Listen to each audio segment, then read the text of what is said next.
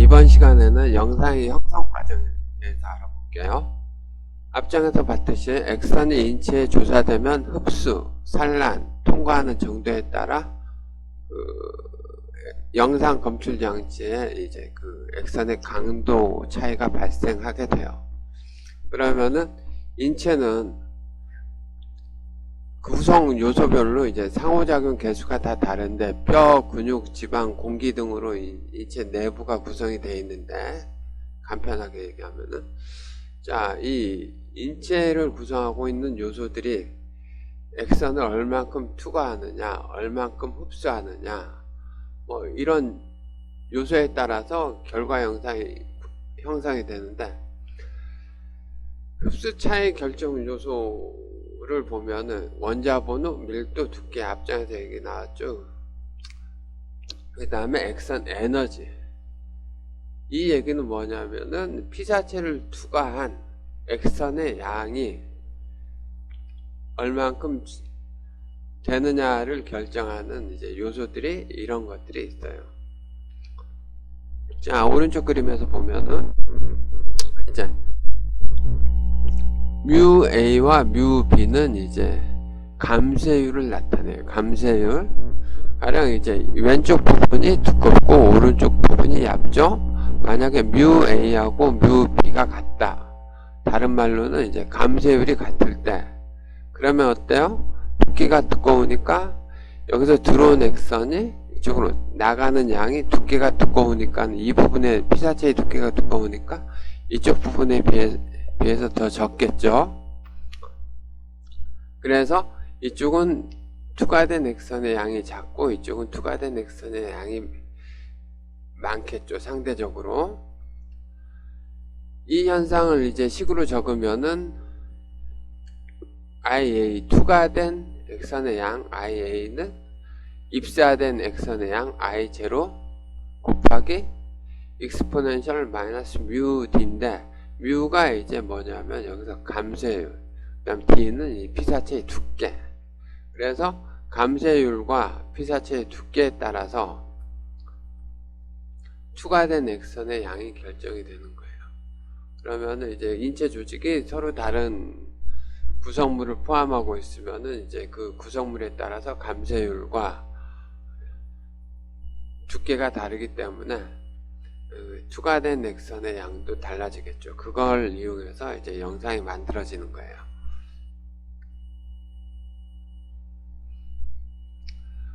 영상에 관계되는 인자들을 살펴보면은 액선 영상의 화질 요소인, 자, 액선 영상은 기본적으로 흑백 영상이에요. 흑백 영상을 여러분들이 흑백 영상을 볼 때 무엇을 이용해서 구분을 하죠? 보통은 이제 밝기값, 얼만큼 밝고 어두운 정도를 가지고 이제 영상의 피사체를 잘 구분하느냐 못하느냐의 얘기를 할 수 있는데, 액선 영상의 화질 요소인 농도, 대조도, 선해도와 연관되는 모든 인자들을 다 포함해요. 농도는 밝고 어두운 정도를 나타내는 거겠죠. 그러면은 인체를 투과한 액선이 형광물질에 조사되면 형광이 발생되며 그 세계에 따라 명암이 형성된다. 이 얘기는 쉽게 얘기하면은 투과한 양이 많고 적음에 따라서 명암이 형성된다라고 생각하면 돼요. 그리고 산란선은 방향성이 없고 영상에 균일하게 흡수되므로 농도는 증가시키고 대조도와 선해도는 저하시킨다. 자, 여기서 산란선은 방향이 없고, 이 얘기는 산란선은 그 진행 방향이 원래 액선이 나오던 방향과 다르게 진행되는 경우가 대다수겠죠. 그러면은 그 산란선이 피사체에 대한 정보를 갖고 있지 않은 셈이 돼요. 그래서 산란선이 많게 되면은 그 바닥에 잡음이 많은 형태로 생각을 하게 되면 돼요. 물론 이제 잡음의 특징과 산란선의 특징은 조금 다르긴 한데, 학생들이 편하게 우선은 그렇게 생각을 하면 될 것 같고, 그리고 영상 형성에 직접 연관되는 인자는 관전압, 관전류, 조사시간, 초점 필름 간 거리. 여기서 초점 필름 간 거리는 나중에 나오는 거리 역자성 법칙을 설명할 때 다시 얘기를 할게요. 물론 지금 먼저 간단하게 얘기하면은 거리가 멀면 멀수록 X선의 강도는 약해진다. 뭐 이 정도로만 여러분이 알고 있으면 될 것 같고, 자, 여기서 이 영상 형성에 직접 연관된 인자 중에 관전압을 먼저 얘기하면, 관전압은 뭐죠? 열전자를 얼만큼 빠르게 가속을 시키느냐에 영향을 미치는 중요한 인자죠. 그 다음 관전류는 뭐냐면은 열전자를 얼만큼 많이 만들어내느냐 하고, 그 만들어진 열전자가 얼만큼 많이 양극 타겟으로 이동하느냐, 이걸 결정하는 거예요. 그 다음에 조사 시간은 X선이 발생하는 시간, 1초 발생했을 때랑 10초 발생했을 때랑 그 X선의 양이 당연히 달라지겠죠. 그런 의미에서의 조사 시간이에요. 자, 관전압은 X선이 피사체의 조직을 투과하는 능력. 자, 관전압이 나오면 무조건 이걸 생각해야 돼요. 저는 관전압은 X선이 피사체의 조직을 투과하는 능력을 결정한다. 이렇게 생각하면 돼요. 관전압이 증가하면 강도와 평균 에너지가 증가하고, 이거는 X선 에너지를 얘기하는 거예요. X선 에너지가 증가하게 되고, 그 다음에 X선의 양, 강도는 양으로 생각하면 돼요. 그 다음에 앞에서 봤듯이 낮은 에너지 X선은 쓸모가 없기 때문에 다 필터를 이용해서 다 제거해야 되는 거고요. 관전압은 투과력이 변화로 이어지면 높은 에너지를 가진 X선은 조직 투과력이 커져 필름에 도달하는 양이 많아지므로 농도를 진하게 함. 자, 관전압이 높으면 에너지가 높기 때문에 조직을 투과를 잘 하겠죠. 그래서 이 관전압을 높이면 어떤 일이 벌어지느냐, 여기 이 그림은 X선 스펙트럼을 나타내는 건데, 자, 관전압을 높이면은 이 점선과 같이 X선의 에너지가, 높은 에너지의 X선까지 X선을 발생시킬 수가 있어요. 물론 관전압을 낮추면은 여기 실선과 같이 그 상대적으로 낮은 에너지의 X선을 만들어내요. 여기서 보면은 27하고 32거는 지금은 크게 볼 필요는 없는데, 참고로 이게 평균 에너지라고 생각하면 돼요. 평균 에너지는 뭐냐, 요 에너지를 다 이제 봤을 때 이 발생한 에너지의 평균이 이 정도 된다 라고 생각을 하시면 돼요.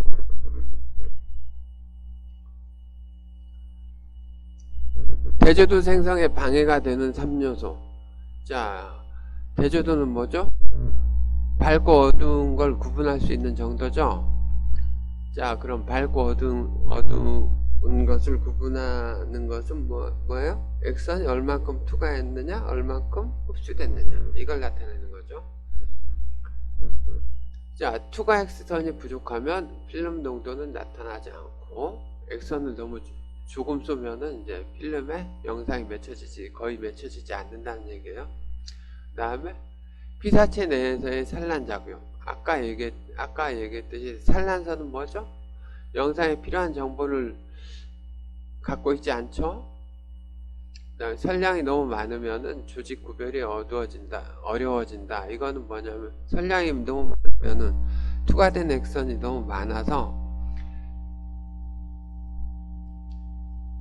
영상에서 보면은 꺼멓게 나타나서 이 영상 구분이 잘 안 돼요. 그 다음 투과력과 그레이스케일을 보면은, 투과력은 X선 사진의 그레이스케일을 제어하는 1차적 요소. 그레이스케일이란 용어는 뭐죠? 영상 처리 시간에 배웠죠? 그레이스케일은 밝고 어두운 걸 표현하는 그 단계를 나타내는 거예요. 여기서는 그냥 밝고 어두운 정도라고 생각하면 돼요. 투과력은 X선 사진의 그레이스케일을 제어하는 1차적 요소고, 자, 관전압이 낮으면은 기본적으로 X선이 투과력이 약해지기 때문에 피사체를 투과하는 양이 적어져요. 그러면 전체적으로 영상에 필요한 정보량이 매우 적기 때문에 우리가 필요한 영상 밝기를 만들려고 하면은 추가된 양이 적기 때문에 굉장히 많은 걸 써야 되겠죠. 많은 액선은. 그래서 환자의 피폭설량이 증가해요. 그다음 고관전압은 투과력이 증가하면 미세부의 기록 능력이 향상된다. 이 얘기는 뭐냐면 뼈 부분의 기록 능력이 향상된다는 얘기예요. 그 다음에 고관접을 이용하면 환자의 피폭설량을 감소시킨다. 근데 이 두 용어가 저관전압일 때하고 고관전압일 때, 얘네들은 이제 극단적인 표현이고요. 액선 영상을 만들기 위해선 적절한 관전압이 필요해요. 적절한 관전압이. 그 다음 노광 관용도, 얘는 일종의 용어 사전으로 생각을 하면 돼요. 노광 관용도란 말은 진단에 유효한 사진 농도 범위인 최대와 최소 사이의 노광 영역을 의미한다. 이 얘기는 뭐냐면 필름에 어떤 정보가 들어왔을 때 너무 강한 정보나 너무 약한 정보는 필름에서 제대로 표현을 못하겠죠. 그러면은 필름에서 받아들이고 표현할 수 있는 양이 결정이 돼 있겠죠. 필름마다. 그래서 그 필름에서 받아들여서 표현할 수 있는 그 양, 그 최소값에서 최대값 정도를 나타내는 게 이제 노광 관용도예요. 그 다음에 산란과 포구. 산란선은 컴퓨터 효과의 특성으로 나타나고 앞장에서 배웠죠. 산란선이 필름에 도달하면 포구의 원인이 되어 대조도를 감소시킨다. 이 얘기는 포구란 용어가 뭐예요? 안개죠. 영상을 보면은 산란선이 매우 많을 경우에는 영상이 뿌옇게 보여요. 뿌옇게. 그래서 포구 같은 경우에는 필름 자체가 갖고 있는 특성이기, 그 필름 자체의 불완전성에 의해서 만들어지기도 하고 산란선에 의해서도 이제 만들어질 수도 있어요. 포구는 그 필름 자체의 특성으로 보면 되겠어요. 산란선이 그 위에, 그 포구 위에 더 더해져서 이제 영상에 좋지 않은 영향을 미치겠죠. 그 좋지 않은 영향이라는 게 이제 대조도를 떨어뜨린다는 얘기예요. 자, 이 그림들을 보면은, 자, 이거는 매우 선명한 영상이죠. 근데 얘는 뭐예요?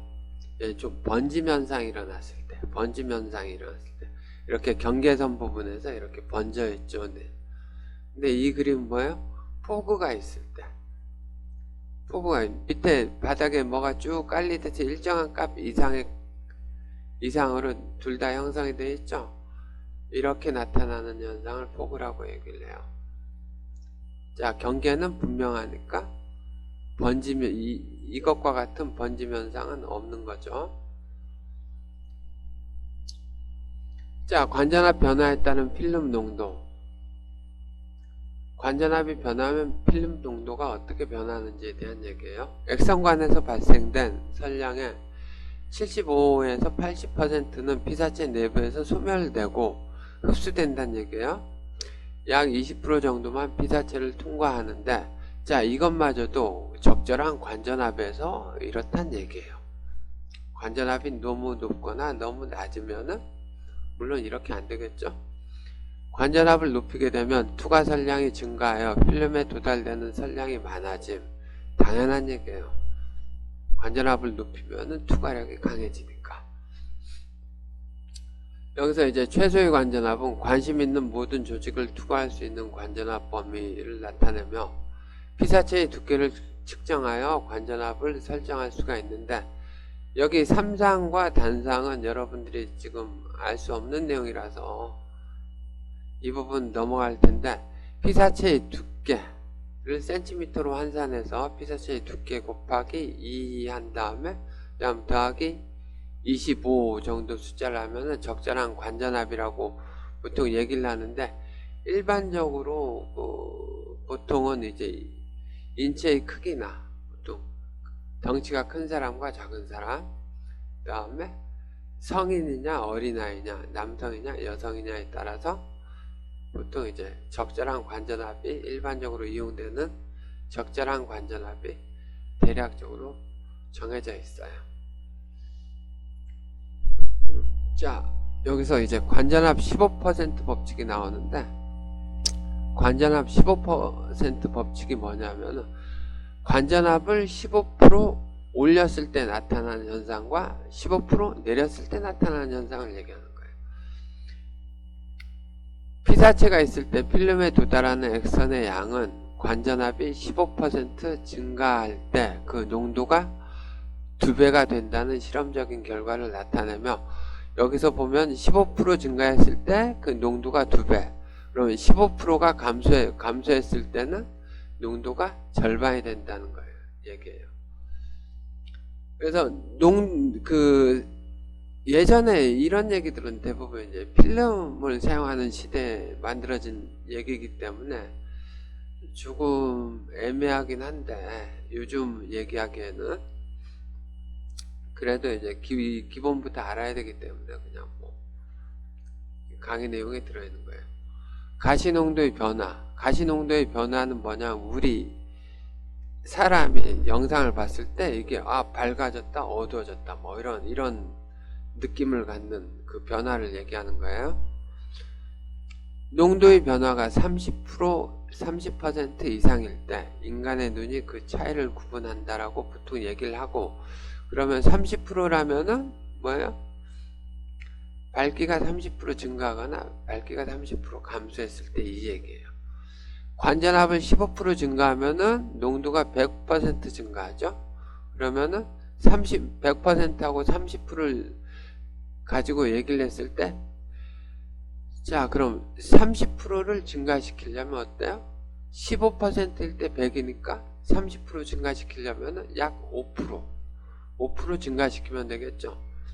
그래서 약 5%의 관전압을 증가하면 농도는 30% 정도 증가하니까 가시농도가 변화한다라고 인식할 수가 있다는 얘기예요. 5% 관전압 변화가 사진 농도를 가시적으로 변화시키는 데 필요한 최소값이라고 그래서 얘기하는 거예요. 자, 이 영상은 여러분들이 봤을 때 관전압을 변화시키면 30kb하고 35kb로 변화시켰을 때 어때요? 영상이 이쪽이 어두워 보이죠? 이쪽이 밝아 보이고, 그럼 관전압을 대략 15% 정도 증가했죠. 15%가 조금 넘는데, 관전압을 이렇게 증가시키면 농도가 이렇게 어둡게 변해요. 이게 좀 진해진다라고 얘기를 하죠. 그 다음에 40kb, 그 다음에 45kb, 이렇게 관전압을 증가시키면 이렇게 전체적으로 형성되는 영상의 농도가 점점점 진해지는 걸 알 수가 있어요. 관전압을 변화시켰을 경우에 관전류량으로 농도 조절이 가능하다. 이 얘기는 뭐냐면, 자, 여기 관전류량은 뭐냐면은 관전류하고 이제 조사 시간을 곱한 거예요. 관전류량에. 그래서 관전류량을 증가시킨다, 이런 얘기는 액선의 양을 증가시킨다라는 얘기예요. 관전류량은 농도에 직접적으로 영향을 주며, 당연하죠. 액선의 양이 증가하니까. 양이 많으면 필름의 노출과다 현상이 일어난다. 최적의 관전압은 대조도와 투과도를 적절하게 조정해 줌. 이 얘기는 뭐냐면, 모든 영상에서 이렇게 대조도와 투과도를 적정히 조절해야지만이 이제 좋은 영상이 만들어지죠. 좋은 영상이 만들어진다는 얘기는 적절한 관전압을 이용해야 된다는 얘기예요. 그 외에 관전압 선택 후 관전류량으로 피사체 두께에 따라 농도를 조절한다. 이 얘기는 액선의 양, 피사체가 두꺼우면 액선의 양을 더 많이 발생시켜야 되고, 피사체가 얇으면 덜 발생시켜야 된다는 얘기예요. 그 외에 화질에 대한 영향은 관전압이 증가하면 농도와 반점이 증가하고 대조도가 감소한다.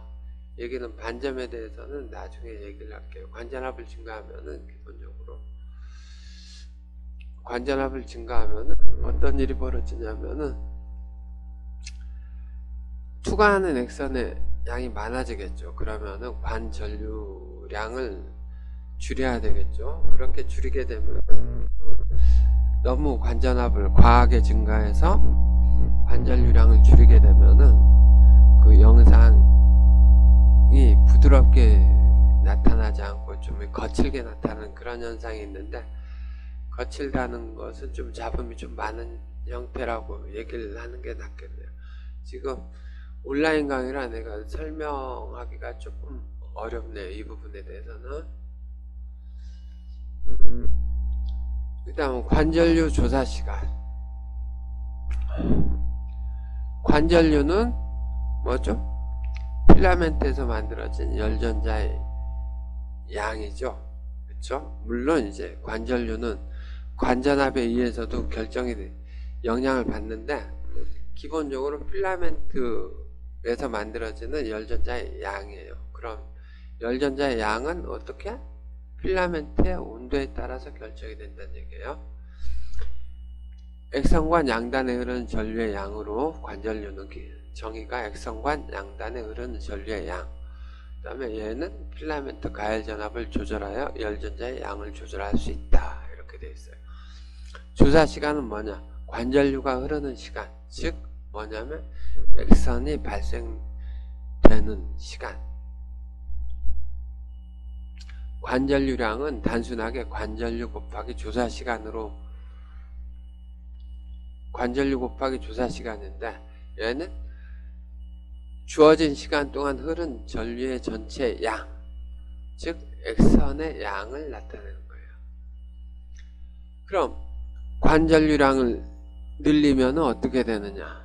관전류량을 2배로 했을 때, 그럼 당연히 조사설량이 2배가 되죠. 이 얘기는 액선의 양이 2배가 된다는 얘기고, 자, 관전류량을 2배로 한다는 얘기는 조사설량이 2배가 될 뿐이지 에너지 분포에는 영향을 미치지 않아요. 에너지 분포에 영향을 미치는 것은 관전압이에요. 관전압. 그 다음에 액선의 양이 많아질 뿐이지 에너지가 변하지 않았기 때문에 선질 투과력은 변하지 않음. 자, 선질과 투과력은 다른 얘기예요. 물론 지금은 투과력만 여러분들이 생각하면 돼요.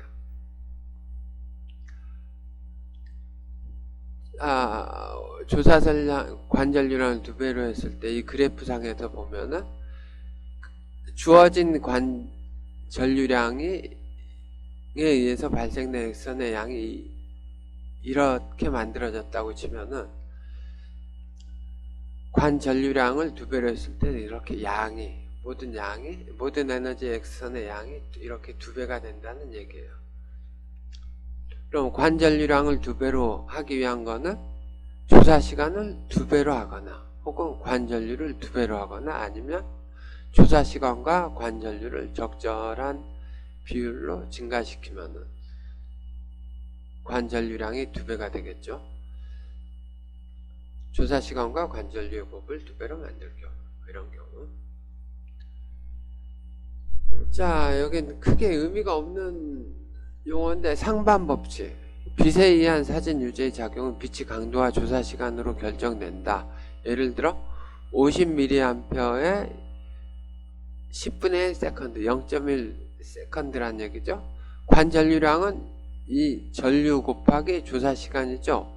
이 곱이, 자, 이 곱이 지금 5죠. 이 곱이 5. 그럼 예를 들어 관전류를 10으로 만들고 조사 시간을 0.5초로 한다. 이러면 이 곱도 뭐죠? 곱도 마찬가지로 5예요. 이러면은 뭐야? 자, 관전류를 줄였을 때 조사 시간을 늘리면은 똑같은 양의 액선이 만들어진다는 이런 의미예요. 농도의 조절은 관전류 조사 시간은 영상의 농도에 직접적으로 영향을 미치고, 액선 사진의 농도는 관전류량의 총량에 비례해서 만들어지게 돼요. 이번 시간은 여기까지 할게요.